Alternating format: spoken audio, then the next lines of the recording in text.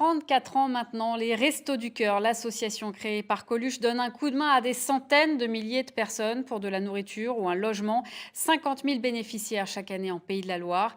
Mardi dernier, la campagne d'hiver a commencé. Le magazine de la rédaction a suivi les derniers préparatifs en Loire-Atlantique, au plus près des bénévoles et des bénéficiaires. Élodie Soulard, Antoine Repère, Éric Bellamy et Nicolas Guilbault. Les petites mains des Restos du Cœur s'activent.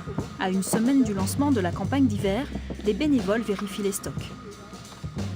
Alors, quelquefois, c'est un casse-tête pour trouver la date. Dans cette allée, ce sont les produits bébés qu'il faut trier. On fait aussi bien du tri de vêtements, du tri de petits pots pour les bébés, de la manutention, beaucoup, hein. Beaucoup de manutention.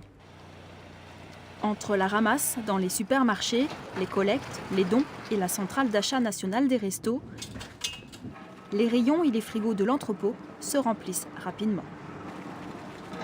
C'est bien parce que 10-12, en plus, c'est des bonnes dates en plus, donc c'est bien. On peut mettre ces produits pour les centres, ça va jusqu'au 10 décembre prochain, donc au niveau sanitaire, c'est parfait, quoi. 2000 tonnes de denrées transitent chaque année par cette plateforme. Michel Geoffry est le responsable de cette petite PME, comme il aime le dire. Là, on est en période d'hiver, donc vous avez ici, par exemple, les saucisses lentilles, ou des cassoulets, ou des choses toutes simples à préparer pour les gens. Ici, les marchandises ne font que passer. Direction l'un des 33 centres de distribution de la Loire-Atlantique. 2 200 000 repas ont été distribués l'an passé dans ce département.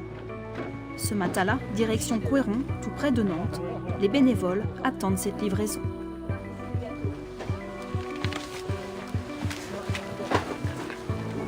C'est la livraison du démarrage de la campagne, du sec. C'est pas nier ça. Mais c'est vraiment c'est minime hein, ce qu'on a.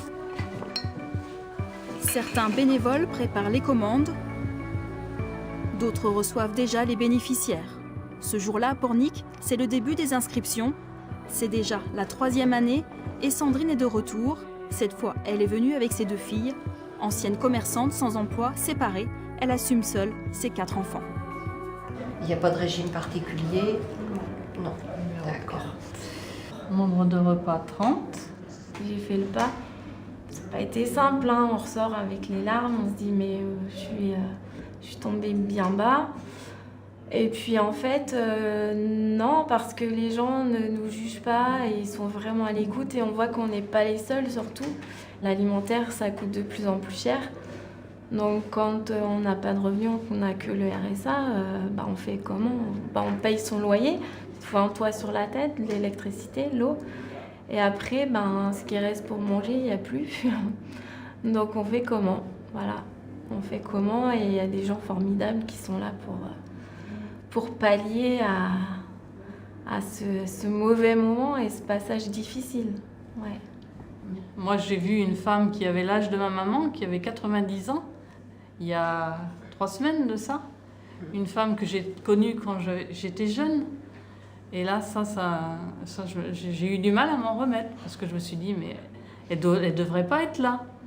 Nos personnes âgées, elles ne devraient pas franchir la porte des restos pour pouvoir vivre. Ça, je regrette. Ça, je n'accepte pas. Ici, pas de profil type, mais un constat, le nombre de bénéficiaires a encore augmenté cette année. À Pornic, 600 personnes sont inscrites au Resto du Cœur. 40% d'entre elles sont seules. Guillaume, à la trentaine, il est travailleur pauvre avec 4 enfants à charge. Je suis fonctionnaire d'État, je suis à la mairie de Pornic. Voilà, je suis dans les espaces verts. Et avec une petite paye, 1200 € par mois. Voilà, donc on va pas bien loin. Une fois que les factures sont payées, voilà, donc puis avec 4 enfants, c'est pas simple. C'est gentil, merci. Je vous en prie, vous avez du sucre. Vous voulez du sucre avec?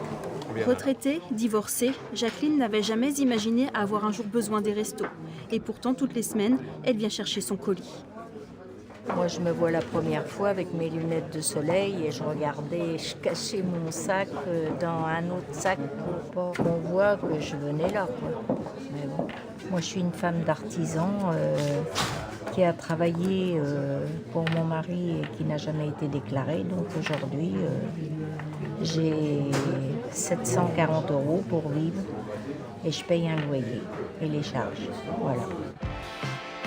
2000 bénévoles et 25 salariés en insertion font fonctionner la machine bien rodée des Restos du Cœur en Loire-Atlantique. À quelques heures du lancement de la campagne, c'est une vraie fourmilière à la plateforme logistique. Qu'est-ce qu'il y aura dans votre commande alors?